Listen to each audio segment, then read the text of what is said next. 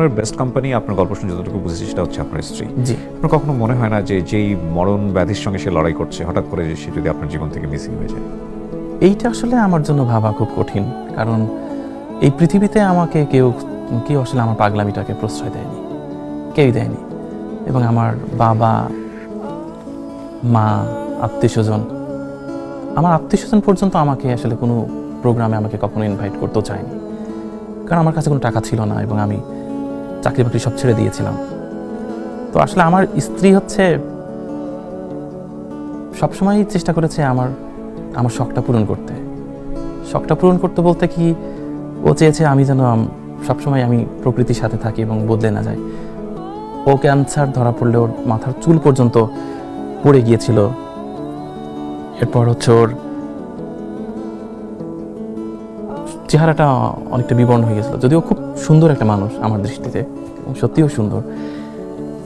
তবুও আমি ওর সাথে থেকেছি এবং আমি ওকে বলেছি, দেখো, প্রেয়সী কখনো কুৎসিত হয় না, প্রেয়সী সবসময় সুন্দর থাকে।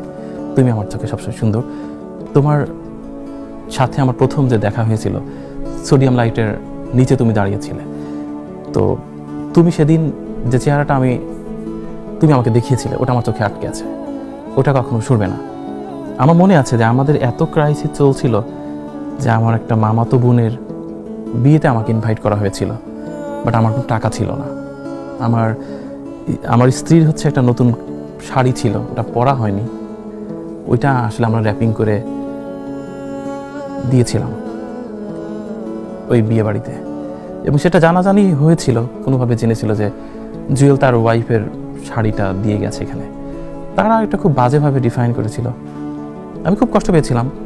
আমার মনে হয়েছিল যে আসলে কারো পরিহিত কাপড়ও তো একটা মানুষের জন্য দোয়া বা আশীর্বাদ, তো এটা তো ও পরেনি। ও খুব আঘাত পেয়েছিল যে আমাদের কোনো টাকা ছিল না।